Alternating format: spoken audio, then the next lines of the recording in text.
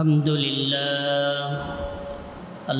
لله نحمده ونستعينه ونستغفره ونعوذ بالله من شرور أنفسنا ومن سيئات أعمالنا من يهده الله فلا مضل له ومن يضلله فلا هادي له ونشهد أن لا إله إلا الله وحده لا شريك له ونشهد أن سيدنا وسندنا وحبيبنا وشفيعنا ومولانا محمدا عبده ورسوله الذي أرسله بالحق بشيرا ونذيرا وداعيا إلى الله بإذنه وسراجا وقمرا منيرا فقد قال الله تعالى في كلامه المجيد وفي فرقانه الحميد জবান খুলে সকলেই পড়ুন আউযু বিল্লাহি মিনাশ শাইতানির রাজীম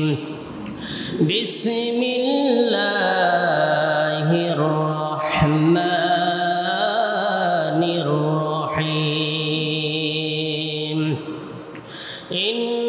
ইন্নাল্লাহা ওয়া মালাইকাতাহু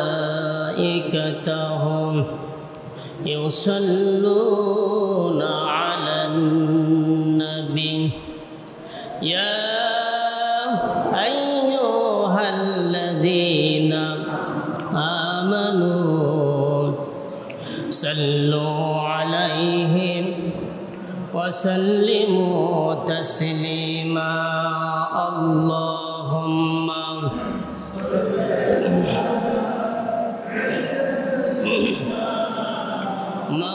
مولانا محمد وعلى آله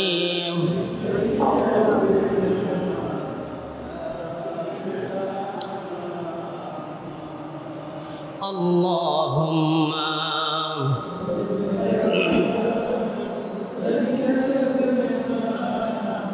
مولانا محمد وعلى آله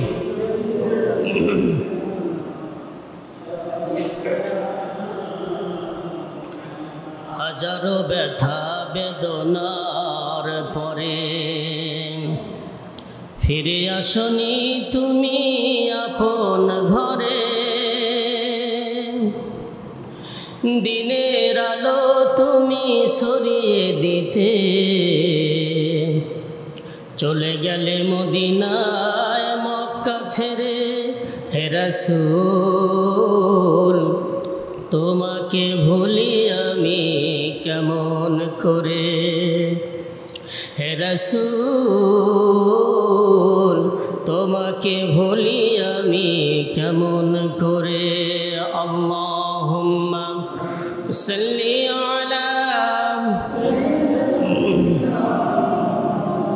মাওলানা মুহাম্মদ ওয়া আলা আলি সাইয়্যিদিনা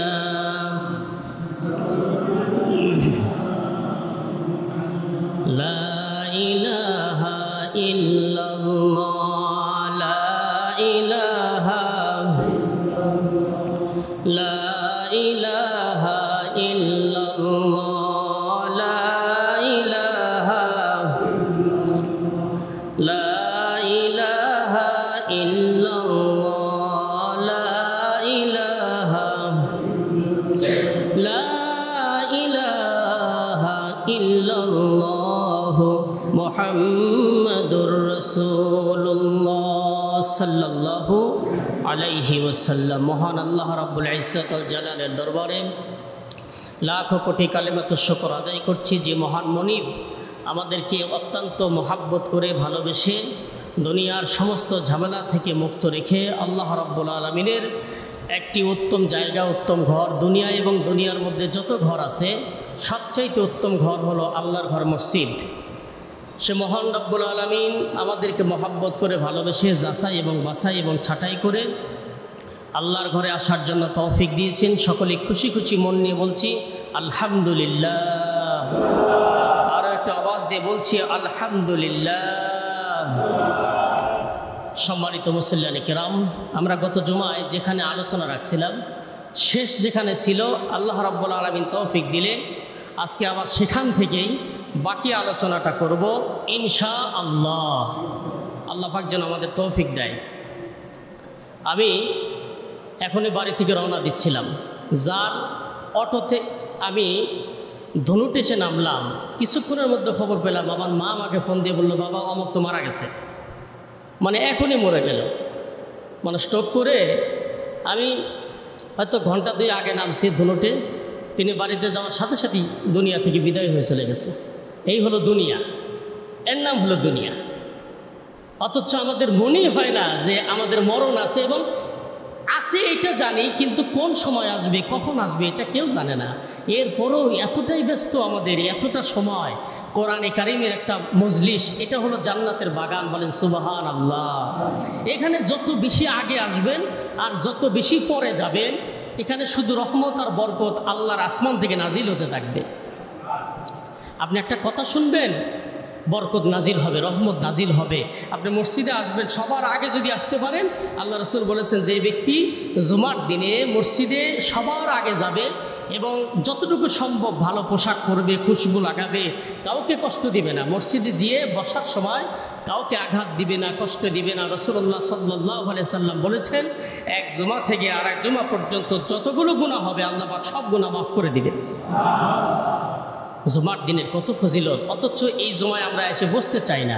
কোরআনের একটু কথা শুনবো, 5 মিনিট দেরি হলে নিজেদের কাছে কেমন জানি কষ্ট মনে হয়, হুজুর একটু 5 মিনিট লেট করে ফেললো।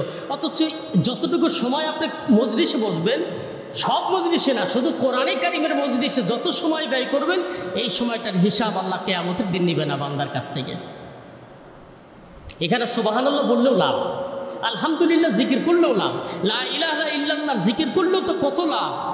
আহারে বান্দা জান্নাতের মধ্যে গিয়ে শুধু একটা আফসোসই থাকবে, কোনো আফসোসই বান্দা করবে না, শুধু একটা আফসোস থাকবে, আল্লাহ দুনিয়াতে আর একবার পাঠাও, আর একবার যদি লা ইলাহা ইল্লাল্লাহর জিকিরটা বেশি করতে পারতাম, সুবহানাল্লাহর জিকির যদি একটু বেশি করতে পারতাম, মসজিদে যদি সবার আগে গিয়ে বসে একটু তসবিহ গুনতে পারতাম। কিন্তু আমাদের সবার আগে কিছু মানুষ মসজিদে আসে ঠিকই, কিন্তু তসবিহ গুনে না, দুনিয়ার আলাপ আলোচনায় সময় নষ্ট করে। গল্প যদি শুনতে চান, মসজিদে দেখবেন যে কিছু কিছু মুরব্বীরা আসে, কাম নাই, আগেই আসে, আসার পরে তসবিহ গুনে না। অথচ সবচাইতে মূল্যবান সময় হলো দুনিয়ার সময়, এই সময় আর পাওয়া যাবে না। আপনার চোখের পানি শেষ হবে, আল্লাহ রাসূল বলছেন চোখ দিয়ে রক্ত ঝরতে থাকবে, চোখে ঘাও হয়ে যাবে, কাঁদতে কাঁদতে বান্দা শুধু আফসোস থাকবে, আহারে শুধু একবার যদি দুনিয়ায় যেতে পারতাম, ভালো হয়ে যাব, ভালো হয়ে যাব, একবারে মুমিন মুত্তাকি হয়ে আসবো দুনিয়া থেকে। কিন্তু আল্লাহ পাক কি আর আমাদের পাঠাবে ভাই? আর কোনো দিনে সম্ভব না। এই জন্য এই যে সময়টা হায়াতের জিন্দিগি, একেবারেই কখন যে হঠাৎ মৃত্যু চলে আসে আমরা কেউ জানি না। এই জন্য আল্লাহ পাক যেন এই যে আলোচনাগুলো করতেছি, প্রতি জুমায় একটা ধারাবাহিকভাবে আলোচনা চলতেছে। আমি চাইলে পারতাম যে এক জুমায় কিছু আলোচনা করে শেষ করে দিতে। গত জুমায় কথা বলেছে সূরা বনী ইসরাইল থেকে, চাইলাম যে আজকেও ধারাবাহিকভাবে, যেহেতু কোরআনে কারিমের আয়াতগুলো আমি কত সুন্দর করে সাজাইছি, বিভিন্ন সূরা থেকে আমি সংগ্রহ করেছি, হাদিসগুলো আমি সংগ্রহ করেছি, এর মানে হলো আপনাদেরকে এই সম্পর্কে একটু বুঝ দেওয়া। এখন বুঝেন কতটুকু আমি জানি না, আমার এই কথাগুলো, আমার এই বলাগুলো, এই যে এলেমগুলো দিয়ে আমি অনেকগুলো কথাগুলো সাজাইছি, ধারাবাহিকভাবে কথা বলার চেষ্টা করছি, যেহেতু আল্লাহ রাব্বুল আলামিন যাতে একটা বুঝ আমাদের দেয়। কারণ আমরা যদি বুঝ না পাই, আর যদি ওই অতীতের মতো কাজগুলো, ভুলগুলো আমরা বারবার করতে থাকি, এটা আমাদের জন্য শোভনীয় হবে না। মোমেনটা ভুল করবে একবার, আবার সঙ্গে সঙ্গে ভুল করার সাথে সাথে বসে থাকবে না, সঙ্গে সঙ্গে আল্লাহর দরবারে ফিরে যাবে, তওবা করবে। এটা হলো মুমিনদের গুণ। মুমিনটা কখনো ভুলের উপরে টিকে থাকবে না, ভুল করলাম এই অবস্থায় টিকে থাকলাম, এটা হবে না। ভুল করার সাথে সাথেই আল্লাহ পাকের মোমেন বান্দারা আর বসে থাকবে না, আল্লাহর কাছে তওবা করে ফিরে যাবে। বলেন সুবহানাল্লাহ। প্রিয় ভাই, আসেন আমরা যেহেতু সময় কম, আমরা ধারাবাহিকভাবে আলোচনা করি। গত জুমা আলোচনা করছিলাম সূরাতুল বনী ইসরাঈলের 23 নম্বর আয়াতে কারিমা থেকে। আল্লাহ পাক এই সূরায়, বিভিন্ন সূরায় একত্রিত করে আল্লাহ পাক মা বাবার সম্পর্কে কথা বলেছেন। বাবা মা নিয়ে কথা বলেছি। বাবা মার সন্তানের উপরে, মা বাবার উপরে সন্তানের কতটুকু দায়িত্ব, এই নিয়ে কথা বলবো 2 জুমা। গত জুমায় বলেছি, আজকের জুমায় বলবো। আবার আগামী জুমায় সন্তানের উপরেও মা বাবার কিছু দায়িত্ব আছে। শুধু দায়িত্ব যে সন্তান মা বাবার খেদমত করবে, এই দায়িত্ব শেষ হয় না, বরং সন্তান খেদমত করবে, এটা কিভাবে করবে, কোন পজিশনে তৈরি করা লাগবে সন্তানকে, এটা মা বাবার কিছু দায়িত্ব থাকে। এই দায়িত্ব নিয়ে আল্লাহ রাব্বুল আলামিন যদি তৌফিক দেয়, আমি আগামী জুমায় ইনশাআল্লাহ কথা বলবো। আল্লাহ যদি আমাকে এবং আপনাদেরকে হায়াতে তাইয়্যিবা বাড়ায় দেন, বলেন আমিন। প্রিয় ভাই, আমরা কথা বলবো। দেখেন, বিভিন্ন সূরায় গুরুত্বপূর্ণ বিষয়গুলো আল্লাহ বারবার বলেছেন। সূরা রহমান আল্লাহ পাক কতবার বলেছেন, ফাবিআইয়ি আলাই রাব্বিকুমা তুকাযিবান। ও বান্দা, তুমি আমার কোন কোন নিয়ামতকে অস্বীকার করো? এত নিয়ামত তোমাকে দিয়েছি, গোটা দুনিয়ার সব নিয়ামত তোমাকে ভোগ করার জন্য দিয়েছি। বলেন সুবহানাল্লাহ, আল্লাহু আকবার। বান্দার জন্য কত নিয়ামত। আহারে, তুমি একটা মাছ খেতে পছন্দ করো, শিং মাছ, তোমার ভালো লাগে না, একটু মাগুর মাছ খাও। আবার মাগুর মাছ কয়েকদিন খেলে এবার ভালো লাগে না, তেলাপুয়া খাও। তেলাপুয়া খাইতে খাইতে আপনার মুখের স্বাদটা হয়তো নষ্ট হয়ে যাবে, এবার ইলিশ মাছ খাও। এত রকমের খাবার আপনাকে একটা জিহ্বা দিয়ে নিলেন। সুবহানাল্লাহ বলেন, কত নিয়ামত দিলেন। এই জন্য আল্লাহ বারবার বললেন, বান্দা ফাবিআইয়ি আলাই রাব্বিকুমা তুকাযিবান। কোন কোন নিয়ামতকে তুমি অস্বীকার করবে? রাত দিলাম ঘুমের জন্য, সুবহানাল্লাহ। দিন দিলাম তোমার কামাই রুজির জন্য। সারাটা দিন পরিশ্রম করবে, শরীরটা ক্লান্ত হবে, রাতের আকাশে আচ্ছন্ন করে দিলাম, অন্ধকার করে দিলাম। এই অন্ধকার এই জন্য করলাম, একেবারে নিরিবিলি পরিবেশ করলাম, কোলাহল বন্ধ করে দিলাম, পাখির কিচিমিচি পর্যন্ত রাতের বন্ধ করলাম, মানুষের আওয়াজ বন্ধ করলাম। এর মানে হলো আমার বান্দারা যেন সারাদিন পরিশ্রম করার পরে শ্রান্ত শরীর নিয়ে যেন ঘুমিয়ে যায়। সারা রাত ঘুমানোর পরে এশার নামাজ পড়ে বান্দা ঘুমাবে, আবার ফজর করবে। এই সারা রাত ইবাদত করলে যে সওয়াব হয়, আল্লাহ পাক ওই বান্দার আমলনামায় ইবাদতের সওয়াব লিখে দিবেন। আবার শরীরটা ক্লান্ত দূর হলো, শান্তি পেলেন, শরীরটা আগের মতো সুস্থ হয়ে গেল। পরের দিনটা আপনি কাজ করবেন, এই কাজ করার মতো এনার্জি আল্লাহ পাক এই সারা রাত ঘুমের মধ্যে আপনার শরীরটাতে আবার শক্তি যোগায় দিলেন। বলেন সুবহানাল্লাহ। প্রিয় ভাই, এই রাতটা করলেন কে? আরো জোরে বলেন, কে বানালেন? সূর্য ডুবিয়ে দিলেন, অন্ধকার করলেন। অন্ধকার না হলে আলো থাকলে ঘুম ধরে না, লাইট জ্বালানো থাকলে রুমের মধ্যে আলো থাকলে ঘুম হয় না। এই জন্য আল্লাহ পাক অন্ধকার বানিয়ে দিলেন। সুবহানাল্লাহ বলেন। আহারে, এই জন্য আল্লাহ পাক গুরুত্বপূর্ণ বিষয়গুলো বারবার এনেছেন কোরআনে কারিমে। আল্লাহ পাক মা বাবার গুরুত্বটা এই জন্য বেশি দিলেন, বান্দা আমি যে তোকে পাঠালাম, আমি যে তোকে তৈরি করলাম, আমার যতটুকু ভূমিকা ছিল তোকে দুনিয়ায় পাঠানোর, তার চাইতে বেশি ভূমিকা তোর মা তোর দায়িত্ব পালন করেছে। সুবহানাল্লাহ। তোর আব্বা তোর দায়িত্ব পালন করেছে। আমি শুধু তোকে পাঠিয়ে দিয়েছি মায়ের গর্ভে, কিন্তু তোর মা তোকে গর্ভধারণ করেছে 10টি মাস, তোকে প্রসব বেদনা সহ্য করে দুনিয়ার মুখ দেখিয়েছে, এবং দীর্ঘ 2.5 বছর তুই তোর মায়ের দুধগুলো চুষে চুষে পান করেছিস। এই জন্য মায়ের মর্যাদা বেশি, বাবার মর্যাদা বেশি। আল্লাহ পাক কোরআনে কারিমে বলেছেন। আল্লাহ রাব্বুল আলামিন কোরআনে কারিমে কি সুন্দরভাবে বলছেন। সূরা আহকাফ 15 নম্বর পারায় আল্লাহ রাব্বুল আলামিন 15 নম্বর আয়াতে বলেছেন, ওয়াসাইনাল ইনসানা বিওয়ালিদাইহি হাসানা حملته أمه كرها ووضعته كرها وحمله وفصاله 30 شهرا বলেন আল্লাহু আকবার। আল্লাহ রাব্বুল আলামিন বলছেন, ওগো দুনিয়ার মানুষ, আমি গোটা পৃথিবীর সমস্ত ইনসান মানুষকে বলেছি তোমরা মা বাবার ইহসান করো। এর কারণ হলো হামালাতুহু উম্মুহু, তোমার মা তোমাকে গর্ভ ধারণ করেছে, কুরহা ওয়া ওয়াদাতুহু কুরহা, কষ্টের পর কষ্ট করে তোমার মা তোমাকে প্রসব বেদনা সহ্য করে গর্ভ ধারণ করেছে। ওয়া হামলুহু ওয়া ফিসালুহু 30 শাহরা, এবং তোমাকে দীর্ঘ 2.5 বছর পর্যন্ত, এর মানে 30 মাস পর্যন্ত, 30 শাহরা 30টি মাস পর্যন্ত তোমার মা তোমাকে গর্ভধারণ করেছে। বলেন সুবহানাল্লাহ। আল্লাহ রাব্বুল আলামিন বান্দাদেরকে কয়েকটি জায়গায় মা বাবার সম্পর্কে বলেছেন।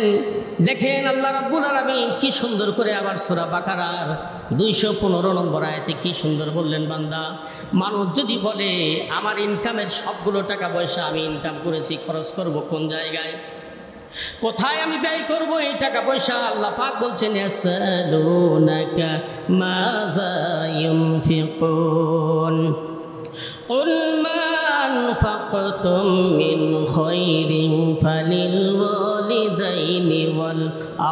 والأقربين واليتامى والمساكين وابن السبيل وما تفعلوا من خير فإن الله به عليم। يا رسول লোকেরা যদি আপনাকে জিজ্ঞেস করে খরচ করব কোন জায়গায়, আমি বড় হয়েছি, আমি ইনকাম করা শিখেছি, কোথায় খরচ করব, ওগো আল্লাহর পয়গম্বর আপনি লোকদের বলে দেন ভালো ভালো জায়গায় তোমার টাকা পয়সাগুলো খরচ করবে। এই ভালো ভালো জায়গার মধ্যে ফালিল ওয়ালিদাইনি, সর্বপ্রথম তোমার ইনকামের টাকা পয়সা মা বাবার জন্য খরচ করো, সুবহানাল্লাহ। এরপরে কোথায় বল আকরাবিন, তোমার নিকট আত্মীয়ের মধ্যে দাও, ওয়াল ইয়াতামা ইতিমদের দাও, ওয়াল মাসাকিনা মিসকিনদের দাও, ওয়াবনিস সাবিল এরপরে যারা মুসাফির পথিক তাদেরকে দাও।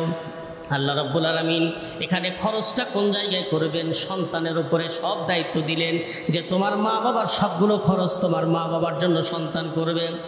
এক সাহাবী আল্লাহর হাবিবের কাছে বললেন, ইয়া রাসূলুল্লাহ আমার আব্বা আমার টাকা পয়সা সবগুলো খরচ করে, প্রতিদিন টাকা চায়, প্রতিদিন আমার কাছ থেকে খরচ চাই, টাকা চায়।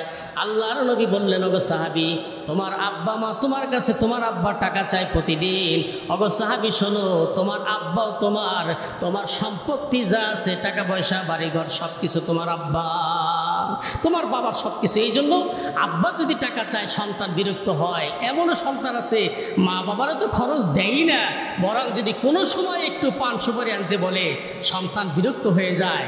অনেক সন্তান বিরক্ত হয় মা বাবার খেদমত করার। প্রিয় ভাই, আজকের এই আলোচনাগুলো থেকে যদি আমরা শিক্ষা গ্রহণ না করতে পারি আমাদের জীবনটা ব্যর্থ হবে, কারণ আব্বা মা হলো আমাদের জন্য জান্নাত এবং আব্বা মাই আমাদের জন্য জাহান্নাম। প্রিয় ভাইরা আমার, বিশ্বনবী জনাবে মুহাম্মদ রাসূলুল্লাহ সাল্লাল্লাহু আলাইহি সাল্লাম বলেছেন, ক্বালা ক্বালা রাসূলুল্লাহ সাল্লাল্লাহু আলাইহি সাল্লাম রাগিমান ফুহু কিলা মান ইয়া রাসূলুল্লাহ।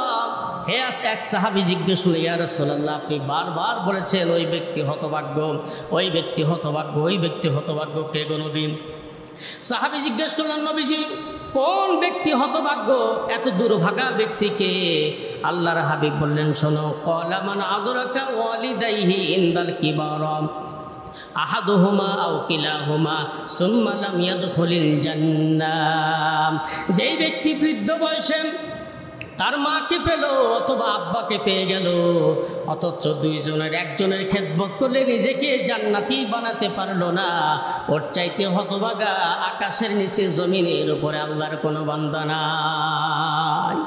ওর চাইতে হতভাগা আর কেউ নাই যে ব্যক্তি নিজের আব্বাকে বয়স্ক অবস্থা পেল অথবা মাকে পেল, কিন্তু দুইজনের একজনকেও সন্তুষ্ট করে তার জান্নাতটা দুনিয়ায় ওয়াজিব করতে পারল না।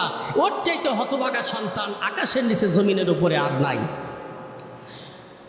প্রিয় ভাইয়ের আমার, আন আবি হুরায়রা রাদিয়াল্লাহু তাআলা আনহু ক্বালা ক্বালা রাসূলুল্লাহ সাল্লাল্লাহু আলাইহি ওয়াসাল্লাম মান আহাক্কু বিহুসনি সাহাবাতি। হযরত আবু হুরায়রা বিশেষ সাহাবী থেকে বর্ণিত। আল্লাহর নবীর সাহাবী হযরত আবু হুরায়রা বলেন, আমি নবীজিকে জিজ্ঞেস করলাম, ওগো আল্লাহর রাসূল আমার উপরে সবচাইতে পিতামাতার হক কি? আমি সন্তান, আমার উপরে পিতামাতার কি হক, আমি কি ব্যবহার করব মা বাবার সাথে? আমার মধ্যে মা বাবার মধ্যে সবচেয়ে কে আমার কাছে বেশি হকদার? আল্লাহর হাবিব বললেন, ক্বালা উম্মুকা, তোমার মা। সুবহানাল্লাহ বলেন। ক্বালা সুম্মা মান? সাহাবী আবার জিজ্ঞেস করলেন, ইয়া রাসূলুল্লাহ এরপরে আমার কাছে সবচাইতে ভালো ব্যবহার পাওয়ার হকদার কে? আল্লাহর হাবিব বললেন, ক্বালা উম্মুকা, এরপরেও তোমার মা। সাহাবী আবার জিজ্ঞেস করলেন, ক্বালা সুম্মা মান? ওগো আল্লাহর পয়গম্বর এরপরে আমার কাছে আমার সবচাইতে ভালো ব্যবহার কে পাবে? ক্বালা উম্মুকা, রাসূলুল্লাহ বললেন তোমার মা। সাহাবী চতুর্থবার আবার জিজ্ঞেস করলেন, ক্বালা সুম্মা মান? ইয়া রাসূলুল্লাহ, 3 বার আপনাকে জিজ্ঞেস করলাম, 3 বারই বললেন মা। 4 বারের বেলায় ইয়া রাসূলুল্লাহ, আমার কাছে সবচাইতে হকদার কে, বেশি ভালো ব্যবহার কর? আল্লাহর হাবিব বললেন ক্বালা আবুকা। 4র্থ বারের মধ্যে বললেন তোমার পিতা। সুবহানাল্লাহ বলেন। মায়ের মর্যাদা আল্লাহর নবী 3 গুণ বাড়ায় দিলেন, বাবার মর্যাদা 1 গুণ দিলেন। এর মানে হলো মা 3 বার কথা বললেন, মায়ের মর্যাদা বেশি। মার খেদমত করো 3 বার বেশি, বাবার কথা 1 বার বললেন। বিশ্বনবী ব্যাখ্যা দিতে গিয়ে বলেন মা সন্তানের জন্য যত কষ্ট করেছে বাবা এতটা করে নাই। মা সন্তানকে গর্ভে ধারণ করেছে দীর্ঘ 10 মাস। এমন অবস্থা, প্রসব বেদনার ব্যথা, মা ছাড়া, ভুক্তভোগী মা ছাড়া দুনিয়ার কেউ বুঝে না এই সন্তানকে প্রসব ব্যথার কত যন্ত্রণা। এটা মা ছাড়া দুনিয়ার কেউ এই ব্যথা জানে না। মানুষ মায়ের এই কষ্টের কথা আল্লাহ রাব্বুল আলামিন স্মরণ করতে গিয়ে কত সুন্দর করে মায়ের খেদমতের কথা বলেছেন। আল্লাহর হাবিব 3 বারের মতো বললেন মা তোমার চাইতে বেশি মর্যাদার হকদার। আর তোমার বাবা 4র্থ বারে গিয়ে বললেন তোমার বাবা। এর মানে বোঝা গেল মায়ের সম্মান দুনিয়ায় আকাশ এবং জমিনের মধ্যে মায়ের সবচাইতে বেশি মর্যাদা। সুবহানাল্লাহ। আল্লাহর পরেই, আল্লাহ রাসূলের পরেই সবচাইতে সন্তানের কাছে বেশি সম্মান পাবে, বেশি মর্যাদা পাবে, বেশি ভালোবাসা পাবে মা এবং বাবা। সুবহানাল্লাহ বলেন। প্রিয় ভাইয়েরা আমার, আনাবি উমাইমা রাদিয়াল্লাহু তাআলা আনহু ক্বালা আন্না রাসূলান ক্বালা ইয়া রাসূলুল্লাহ ইয়া রাসূলুল্লাহ সাল্লাল্লাহু আলাইহি সাল্লাম মা হাক্কুল ওয়ালিদাইনি আলা ওয়ালিদিহিমা। হে রাসূল, আপনি বলে দেন আমার কাছে সবচাইতে বেশি হকদার মা বাবার মধ্যে কে? আল্লাহর হাবিব বললেন শোনো, বেশি কথা রাসূলুল্লাহ বলেন নাই, এক কথায় জবাব দিয়েছেন। সাহাবী যখন জিজ্ঞেস করলো নবীজি আমার কাছে সবচাইতে বেশি ভালো হক পাওয়ার অথবা সন্তানের উপর মা বাবার কি হক, অথবা মা বাবার উপরে সন্তানের কি হক, আল্লাহর নবী এক কথাই জবাব দিলেন ক্বালা হুমা জান্নাতুকা ওয়া নারুকা। এক কথায় নবীজি বললেন ওগো সাহাবী, মা বাবাই তোমার জান্নাত এবং মা বাবাই তোমার জন্য জাহান্নাম। সুবহানাল্লাহ বলেন। এক কথা জবাব দিলেন মাই তোমার জান্নাত, মাই তোমার জাহান্নাম, বাবাই তোমার জান্নাত, বাবাই তোমার জাহান্নাম। এর মানে হলো মাকে সন্তুষ্ট করো, বাবাকে সন্তুষ্ট করো। দুনিয়ায় যদি ভালোবাসা মহব্বত পেতে চাও মাকে সন্তুষ্ট করো, বাবাকে সন্তুষ্ট করো। মার বাবা যদি তোমার উপরে রাজি হয়ে যায় আরশের মালিক আল্লাহ রাব্বুল আলামিন তোমার উপরে খুশি হয়ে যাবে। সুবহানাল্লাহ। আর মা বাবা যদি তোমার উপরে নারাজ থাকে আমার আরশে আজিমের মালিক বান্দার উপরে নারাজ হয়ে যাবে। জান্নাতের মালিককে জোরে বলেন, আরো একটু জোরে বলেন ভাই, জান্নাতের মালিককে। এখন যদি জান্নাতের মালিক যদি ওই বান্দার উপরে নারাজ হয়, বান্দার উপরে যদি খুশি হয়, জান্নাত কি পাওয়া সম্ভব? এই জন্য রাসূলুল্লাহ বলেছেন হুমা জান্নাতুকা ওয়া নারুকা, মা বাবাই তোমার জাহান্নাম, মা বাবাই তোমার জান্নাত। মাকে সন্তুষ্ট করো, বাবাকে খুশি করো, মার মহব্বত ভালোবাসা পেয়ে যাবে, বাবার মহব্বত ভালোবাসা পাবে। মা বাবা যদি খুশি হয় সন্তানের উপরে আমার আল্লাহ এবং তার রাসূল খুশি হয়ে যাবে। এই জন্য মা বাবা খুশি তো আমার আল্লাহ খুশি, মা বাবা নারাজ তো আমার আল্লাহ বান্দার উপরে নারাজ। এই জন্য প্রিয় ভাইরা আমাদের উচিত হলো আল্লাহর কোরআনের এই বিধানগুলো অনুযায়ী, রাসূলুল্লাহর এই হাদিসগুলো অনুযায়ী এখন থেকেই মা বাবার খেদমত করা, মা বাবাকে মহব্বত করা, মা বাবার প্রতি যেন কড়া নজরে না তাকাই, মা বাবাকে যেন ধমক দিয়ে কথা না বলি। তাদের যে সম্মান আল্লাহ পাক কোরআনে কারীম বলেছেন ওয়াকুল্লাহুমা কাওলান কারীমা, সম্মান দিয়ে কথা বলবে, মর্যাদা দিয়ে কথা বলবে, নত শিরে কথা বলবে, উঁচু আওয়াজে মায়ের সাথে বাবার সাথে ধমক দিয়ে কখনো কথা বলা যাবে না। মায়ের দোয়া, বাবার দোয়া সবচেয়ে বড় দোয়া। আপনারা তো ইতিহাস জানেন, হযরতে বাইজিদ আল্লাহর সবচেয়ে জবরদস্ত ওলি, সুলতানুল আরিফিন, এটা একমাত্র মায়ের দোয়ার কারণে। সুবহানাল্লাহ বলেন। গভীর রজনীতে হযরতে বাইজিদের মা বাইজিদকে বললে বাবা বাইজিদ আমি বড় পিপাসিত, আমার একটু পানি দাও। একটু ঘটনার দিকে তাকান, খেয়াল করেন, মনোযোগ দিয়ে কথাটা শোনেন। হযরতে বাইজিদ, মা অসুস্থ মানুষ, পানি চাইলেন। ছোট্ট বাচ্চা বাইজিদ ঘরের ভিতরে কোথাও পানি না পেয়ে দূর থেকে পানি এনে দেখেন মা ঘুমিয়ে গেছে। বাইজিদ চাইলে তো মাকে ডাক দিতে পারতেন, মা ঘুম থেকে উঠো, তোমার জন্য পানি এনেছি। হযরতে বাইজিদ, আল্লাহর ওলি বাইজিদ দেখে বললেন, মা তো ঘুমিয়ে গেছে, অসুস্থ মানুষ। বহু দূর থেকে পানি আনার পরে বাইজিদ তিনি দাঁড়িয়ে থাকলেন, মাকে আর ডাক দিলেন না। কারণ হলো মা অসুস্থ মানুষ, আমি যদি এই অবস্থায় মারে ডাক দিই, মার ঘুম ভেঙে যাবে, মার কষ্ট হবে। ভোরবেলায় হযরতে বাইজিদের মা ঘুম থেকে জেগে দেখেন বাইজিদ পাশে দাঁড়িয়ে আছে। মা জিজ্ঞেস করলে, সন্তান, বাবা বাইজিদ তুমি দাঁড়ানো কেন? হযরতে বাইজিদ বলছে, মা তুমি রাত্রিবেলা পানি চাই না, ঘরের মধ্যে পানি এনে দেখি কোথাও পানি নাই। মা গো, বহু দূর থেকে পানি এনে দেখি মা তুমি ঘুমিয়ে গেছো। বাইজিদের মা বলল, বাবা তুমি আমাকে ডাক দিলে না কেন? হযরতে বাইজিদ বলছে, মা তোমারে ডাক দিলাম না, তুমি অসুস্থ মানুষ, ঘুমের কষ্ট হবে গো মা, এই জন্য ডাক দেই নাই। হযরতে বাইজিদের মা বাইজিদের হাত থেকে গিলাসটা নিয়ে তিনি তৃপ্তি ভরে পান করার পরে তাহাজ্জুদের নামাজে দাঁড়িয়ে গেলেন। সিজদায় গিয়ে বলছে, রব্বুল আলামিন, আমার ছোট্ট বাচ্চা বাইজিদ আজকে আমাকে খুশি করার জন্য আজকে যা করলো, আমি বাইজিদের মা, আমার বাইজিদের উপরে আমি খুশি হয়ে গেছি।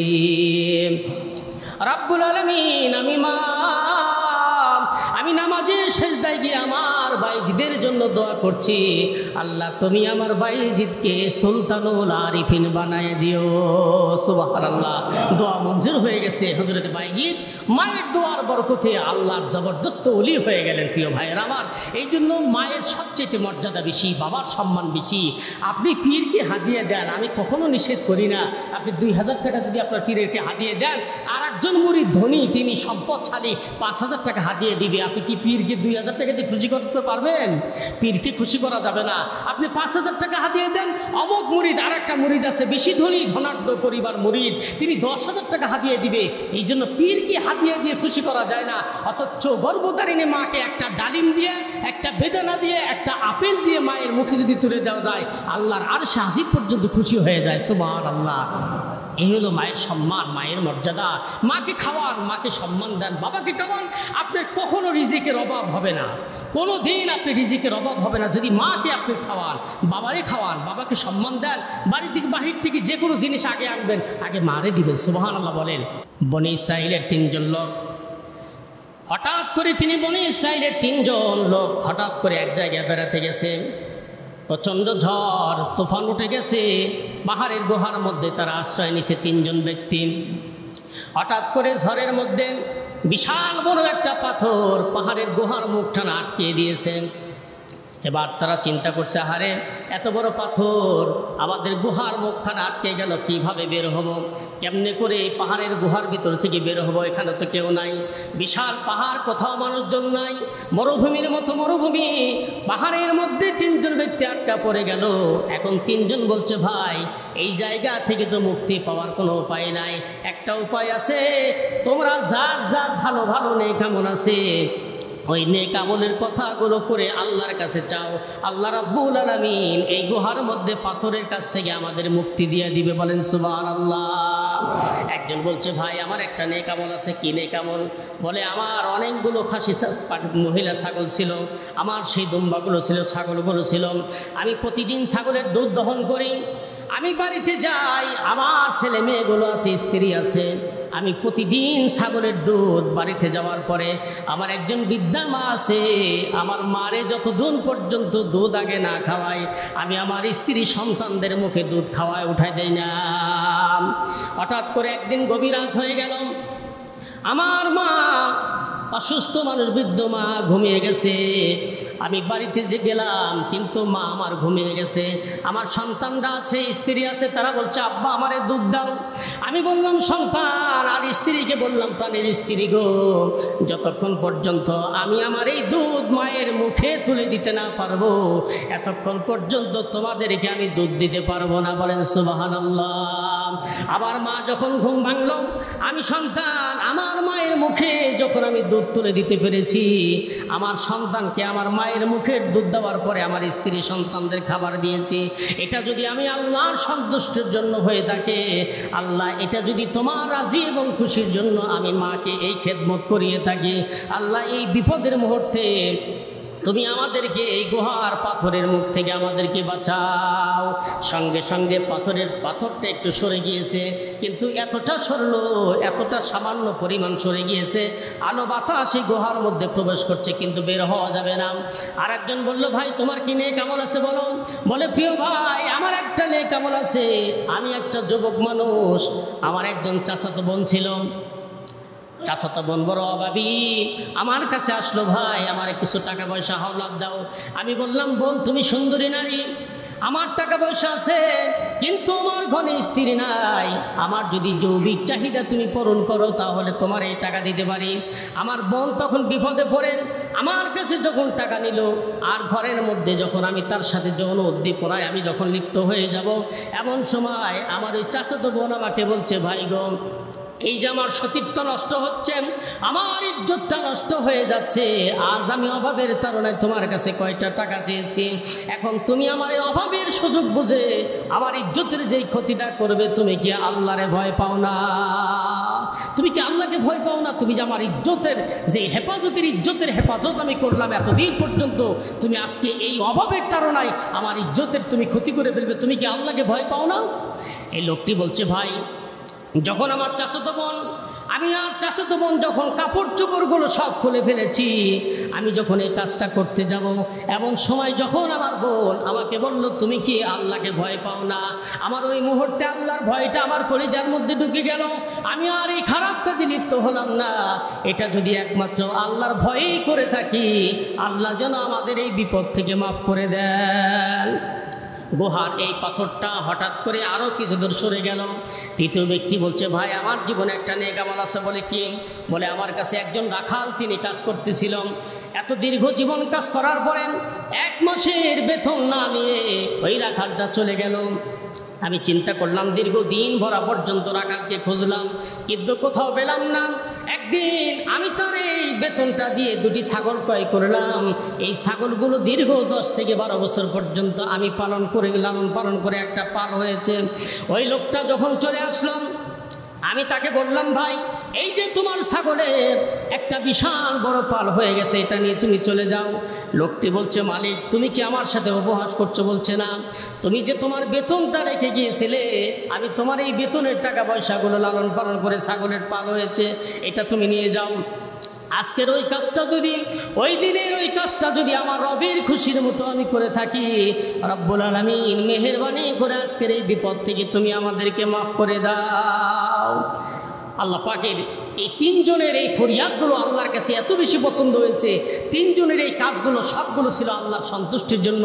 এই জন্য আল্লাহ রাব্বুল আলামিন এই বিপদ থেকে, পাথর থেকে এই 3 জনকে আল্লাহ পাক এই পাহাড়ের গুহার থেকে মুক্তি দান করেছিলেন। প্রিয় ভাই, এই জন্য মা বাবার খেদমত, মা বাবার ভালোবাসা যদি আল্লাহর সন্তুষ্টির জন্য হয়, তাহলে আল্লাহ রাব্বুল আলামিন দুনিয়ায় আপনারা সম্মানিত করবেন, আখিরাতেও আপনারা জান্নাত দিয়ে আল্লাহ রাব্বুল আলামিনের প্রতিদান দিয়ে দেবে। বলেন সুবহানাল্লাহ। প্রিয় ভাই, একটা কথা বলি, 2টি পাপ দুনিয়াতেই সংগঠিত হয়ে যায়। এই 2টি পাপ যদি কোনো মানুষ করে, 2টি গুনাহ যদি করে, দুনিয়াতে এই পাপের শাস্তি আল্লাহ তাআলা দুনিয়াতে দিয়ে দেন। 1 নম্বর গুনার কাজ হলো জুলুম। কোনো মানুষ যদি কারোর উপরে জুলুম করে, এই জুলুমের প্রতিশোধ, জুলুমের যেই গুনার প্রতিশোধ আল্লাহ রাব্বুল আলামিন এই গুনার শাস্তিটা দুনিয়াতে দিয়ে দেন। জুলুম, মাজলুমের উপরে জুলুম, অনেকে আছে অনেক জুলুম করে ফেলেন, ক্ষমতার দাম্পটে, ক্ষমতার একটা পাওয়ারে অনেক জুলুম গরিবের উপরে হয়, অসহায় মানুষদের উপরে হয়। বেশি জুলুম হয় রিস্কাওয়ালাদের উপরে। আর এই ধনী লোকেরা রিস্কাওয়ালার সাথে কি ব্যবহার করে গরিবের উপরে, সমাজের ধনী ব্যক্তিগুলি গরিবের অসহায়ের উপরে যে জুলুম করে, এই জুলুমকারীর শাস্তি আল্লাহ পাক দুনিয়াতে দিয়ে দেন। আর একটা হলো মা বাবার অবাধ্যকারী সন্তান। মা বাবার অবাধ্যকারী, নাফরমানকারী সন্তান, এই সন্তান যদি মা বাবার উপরে বেয়াদবি করে, অন্যায় করে, মা বাবার প্রতি যদি অত্যাচার করে, মা বাবার হক থেকে যদি সন্তান তাকে বঞ্চিত করে, আল্লাহ রাব্বুল আলামিন এই শাস্তিটা সন্তানকে দুনিয়াতেই দিয়ে দেন। এটা আখিরাতে দেওয়ার জন্য আল্লাহ পাক অপেক্ষা করে না। প্রিয় ভাই, এই জন্য মা বাবার প্রতি আপনারা শ্রদ্ধাশীল হন, ভালোবাসা হন, মহব্বত করেন। কারণ পিতামাতা যদি খুশি থাকে, আল্লাহ খুশি। আর আল্লাহ যদি খুশি থাকে, তাহলে জান্নাত যার হাতে, এই জান্নাতের মালিক তো আল্লাহ রাব্বুল আলামিন। প্রিয় ভাই, এই জন্য মাকে সন্তুষ্ট করেন, বাবাকে সন্তুষ্ট করেন। অনেকে আছে আজকের আলোচনা অনেকেরই একটু খারাপ লাগতে পারে, যাহারে হুজুর প্রতিদিন ওই জমায় আজকে আলোচনা করলো। প্রিয় ভাই, এইগুলো গুরুত্বপূর্ণ আলোচনা, এগুলো বারবার কোরআন এবং হাদিস থেকে আপনাদের আলোচনা করে বোঝাতে চাইলাম যে প্রিয় ভাই, এই দুনিয়াতে যদি আল্লাহর পরে কারো জায়গা থেকে থাকে সেটা হলো সন্তানের জন্য মা বাবা। অনেক বৃদ্ধ মা বাবা আছে আলাদা খায়। মেহরবানি করে আপনারা এক জায়গায় হয়ে যান, মার কাছে মাফ চান, আব্বার কাছে ক্ষমা চান। আব্বা মা বড় দয়াবান, বড় স্নেহশীল, মা বাবার সন্তুষ্টি, মা বাবা আপনাকে মাফ করে দিবে। প্রিয় ভাই, এই জন্য মায়ের কদমে, মায়ের খেদমতে, মায়ের পায়ের তলে আল্লাহ রাসূল বলেছেন আর জান্নাতু তাহতা আকদামিল উম্মাহাত, মায়ের পায়ের নিচে জান্নাত। সুবহানাল্লাহ বলেন। ওগো মা তুমি এই ধরনের শ্রেষ্ঠ নিয়ামত, তোমারই পদ তলে রয়েছে জান্নাত। ওগো মা তুমি এই ধরনের শ্রেষ্ঠ নিয়ামত, তোমারই পদ তলে রয়েছে জান্নাত। এই দুনিয়া থাকতো গো মায়া মোহহীন, এই দুনিয়া থাকতো গো দয়া মায়াহীন, যদি না পেত তোমার, যদি না পেত তোমার মায়ারি হাত, যদি না পেত মায়ের দয়ারি হাত। ওগো মা তুমি এই ধরনের শ্রেষ্ঠ নিয়ামত, তোমারই পদ তলে রয়েছে জান্নাত। সুবহানাল্লাহ। এক সাহাবী আল্লাহর নবীর কাছে গেলেন, ইয়া রাসূলুল্লাহ আমি হিজরত করতে চাই গো নবী, আমি আপনার সাথে হিজরত করতে চাই। আল্লাহর নবী বললেন, ওগো সাহাবী তুমি যে হিজরত করতে চাও তোমার বাড়িতে কে আছে? বলে, ইয়া রাসূলুল্লাহ আমার একজন বৃদ্ধা মা দুনিয়ায় বেঁচে আছে, আমার বাড়িতে আছে। আল্লাহর পয়গম্বর বিশ্ব নবী জনাব মুহাম্মদ রাসূলুল্লাহ সাল্লাল্লাহু আলাইহি ওয়াসাল্লাম বলেন, সাহাবী বাড়ি চলে যাও, তোমার মাকে খেদমত করো, আল্লাহ রাব্বুল আলামিন হিজরতের সব তোমার আমলনামায় দিয়ে দিবে। সুবহানাল্লাহ। হিজরতের মতো এত বড় একটা গুরুত্বপূর্ণ জায়গায় আল্লাহ রাসূল বলছেন, সাহাবী মাকে কাঁদিয়ে যেও না, হিজরত করো না, হিজরতটা তোমার মাকে খেদমত করো, তোমার হিজরত হয়ে যাবে। বলে সুবহানাল্লাহ। এক সাহাবী বললেন, ইয়া রাসূলুল্লাহ আমি জিহাদ করতে চাই নবীজি। আল্লাহর হাবিব বললেন, ওগো সাহাবী তুমি জিহাদে যেতে চাও, ভালো কথা, তোমার বাড়িতে কি আছে? বলে, ইয়া রাসূলুল্লাহ আমার বাড়িতে আমার একজন বৃদ্ধা মা এবং বাবা আছে, তারা তো কাঁদে, তারা জিহাদে আসতে দিবে না, কান্নাকাটি করছে। আল্লাহর হাবিব বললেন, ওগো সাহাবী বাড়ি ফিরে যাও, ইরজি বাড়ি ফিরে যাও, আর তোমার মাকে খুশি করো, তোমার আব্বাকে খুশি করো, কারণ যেমন করে তোমার আম্মাকে কেঁদিয়ে এসেছো, তোমার আব্বাকে কাঁদিয়ে তুমি জিহাদের ময়দানে এসেছো, আবার তেমনি করে বাড়ি ফিরে যাও, তোমার আব্বারে হাসাও, তোমার আম্মারে হাসাও। তুমি যদি তোমার আব্বা মাকে হাসাতে পারো, আমি রাসূলুল্লাহ সাল্লাল্লাহু আলাইহি সাল্লাম আমার পবিত্র জবান দিয়ে বললাম, জিহাদ করলে যে সওয়াব হবে আল্লাহ রাব্বুল আলামিন জিহাদের পরিপূর্ণ সওয়াব তোমার আমলনামায় লিখে দিবেন। ওগো সাহাবী শুধু জিহাদের সওয়াব হবে না, তুমি হজ করলে যে সওয়াব হবে, তোমার বাড়িতে গিয়ে আব্বা মাকে যদি খুশি করতে পারো আল্লাহ রাব্বুল আলামিন কবুল হজের সওয়াব তোমার আমলনামায় লিখে দিবেন। ওগো সাহাবী শোনো, তুমি যদি উমরা করো, তোমার উমরা করলে যেই সওয়াব হবে, তুমি যদি বাড়ি গিয়ে তোমার আব্বা মাকে খুশি করতে পারো আল্লাহ রাব্বুল আলামিন উমরার সওয়াব তোমার আমলনামায় লিখে দিবেন। বলেন সুবহানাল্লাহ। এক সাহাবী মদিনা শরীফে মাকে কাঁধে নিয়েছেন, মাকে কাঁধে নিয়ে তিনি গান গাচ্ছেন, আমি আমার মায়ের হক আদায় করে ফেলেছি, আমি কাঁধে নিয়ে আমার মাকে কাঁধে নিয়ে উমরা করলাম, আমার মাকে কাঁধে নিয়ে সাফা মারওয়া সাই করলাম, আমার মাকে কাঁধে বহন করে আমি হজের সব যাবতীয় কাজ কমপ্লিট করেছি। ইয়া রাসূলুল্লাহ আমি কি আমার মায়ের দুধের হকগুলো আদায় করতে পেরেছি? আল্লাহর পয়গম্বর জনাব মুহাম্মদ রাসূলুল্লাহ সাল্লাল্লাহু আলাইহি সাল্লাম বলেন, ওগো সাহাবী তুমি তোমার মাকে কাঁধে নিয়ে হজের সবগুলো কাজ করলে, সাফা মারওয়া সাই করলে, তুমি হজের যাবতীয় কাজগুলো তোমার মধ্যে কাঁধে নিয়ে বহন করেছো। ওগো সাহাবী তুমি বলছো মায়ের হক আদায় করতে পেরেছো। ওগো সাহাবী শোনো, তোমার মা ডেলিভারির সময় একবার যে আহাউহু শব্দ করেছে, তুমি তোমার শরীরের চামড়া কেটে যদি মায়ের পায়ের জুতা বানায় দাও, এক ফোঁটা দুধের হক মায়ের আদায় হবে না। প্রিয় ভাই, এই জন্য মায়ের হক আদায় হয় না, মায়ের হক, বাবার হক আদায় হয় না। আমার আব্বা কত কষ্ট করে শ্রম দিয়ে আমারে বাড়িঘর করলো, চাকরি বাকরি নিয়ে দিল, টাকা পয়সা দিয়ে গেল, আজ আব্বা নাই, গর্ভধারিণী মা নাই। এই জন্য মা বাবার জন্য সন্তানের দায়িত্ব হলো নামাজের সেজদায় গিয়ে আমাকে দোয়া করা। নামাজ পড়তেই দোয়া যখন হাত উঠাবে, আমার আল্লাহ শিখাই দিলে, বান্দা খবরদার সব সময় যখন দোয়া করবে আর দোয়ার মধ্যে বলবি রব্বির হামহুমা কামা রব্বায়ানি সগীরা। এই জন্য কোনো কিছুতে মায়ের হক আদায় হয় না, বাবার হক আদায় হয় না। প্রিয় ভাই, কোনো কিছুতে মায়ের দুধের হক, মায়ের সেই প্রসব বেদনার হক, মায়ের সেই কষ্টের কথাগুলো, অনেকের মা নাই, বাবা নাই, তারা হয়তো চিন্তা করছেন হুজুর মা চলে গেছে, বাবা চলে গেছে, যে খারাপ আচরণগুলো আব্বার সাথে হয়েছে, মার সাথে হয়েছে, অনেক বেয়াদবিমূলক কথা বলে ফেলেছি, হুজুর মা তো নাই, আমি এখন কি করব? এই আপনার আলোচনা শুনে চিন্তা হয়ে গেল মার প্রতি অন্যায় হয়েছে। প্রিয় ভাই, আমি আপনাকে বলবো, আপনি আব্বা মার জন্য সদকা করেন। আব্বা মার যদি কোনো বন্ধু বান্ধবী বেঁচে থাকে তাদেরকে মহব্বত করেন, শ্রদ্ধা করেন, আর মা বাবার যতগুলো ওসিয়তগুলো আছে আপনি ওসিয়তগুলো পালন করেন। প্রিয় ভাই, এই জন্য মায়ের দোয়া মঞ্জুর হয়ে যায়, বাবার দোয়া কবুল হয়ে যায়। আজকের পর থেকে আলোচনাটা আমি এখানে শেষ করবো ইনশাআল্লাহ। আল্লাহ পাক যদি তৌফিক দেয়, এবার আগামী জুমা অন্য আলোচনা করব। প্রিয় ভাই, আমি কি আপনাদের 2 জুমায় যে কথা বললাম, আমি কি কোরআন হাদিস দিয়ে বোঝাতে পারছি আপনাদের যে মায়ের মর্যাদা, আব্বার মর্যাদা, আল্লাহর পরে, আল্লাহর ইবাদতের পরে মায়ের স্থান, বাবার স্থান সন্তানের কাছে। সবচেয়ে বড় পীর দুনিয়ার মধ্যে যদি থাকে, সন্তানের জন্য সবচেয়ে বড় পীর আব্বা এবং মা, সবচেয়ে বড় পীর। আপনি পীরে হাদিয়া দেন, সম্মান করেন, হাদিয়া দেওয়া সুন্নত, আপনি দেন, অসুবিধা নাই, কিন্তু সবচাইতে আগে হাদিয়া না, আগে সবচাইতে মার কাছে দিয়ে দেন। আগে দোকান থেকে আসবেন, বাড়ি থেকে আসবেন, চাকরি থেকে আসবেন, মার কাছে আপনার সেই ফলের গাঁঠুরিটা উঠায় দেন, মাকে সম্মান করেন। আপনি ভালো কিছু আনলেন, মাকে নিয়ে একসাথে খান, মাকে খুশি করেন। আর স্ত্রীর কথায় অনেক সন্তান মারে কষ্ট দেয়, স্ত্রীর কথায় মারে আঘাত দেয়, আলাদা করে দেয়, শুধু স্ত্রীকে সন্তুষ্ট করার জন্য। প্রিয় ভাই, আপনি স্ত্রী মরে গেলে তো আর একটা নতুন বউ পাবেন। আপনি কি একটু বুঝে দেখেন, এরা কখনো আপন হয় না। একটু অসুস্থ হলে স্ত্রী চলে যায় অন্যের ঘরে, অথচ মা তো কোনো দিন আপনাকে ফেলে দেয় না। আপনি যে খরচপাতি দেন না, ভরণ পোষণ করেন না, মা কখনোই মন থেকে বদদোয়া করে না। যদি মা এবং বাবা বদদোয়া যদি করতো, আপনি সন্তান এখনও দুনিয়ায় টিকে থাকবেন, এটা কখনো সম্ভব হয় না। বদদোয়া করলে আপনি টিকে থাকতে পারেন না, আপনি দুনিয়া শেষ হয়ে যাবেন। এই জন্য মায়ের বদদোয়ার মধ্যে আর মায়ের দোয়ার মধ্যে আল্লাহর কাছে কোনো পর্দা থাকে না, সঙ্গে সঙ্গে আল্লাহর দরবারে মঞ্জুর হয়ে যায়। এই জন্য মার থেকে ভালো দোয়া নেন, আব্বার থেকে ভালো দোয়াটা নেন, দোয়া নেন ভাই।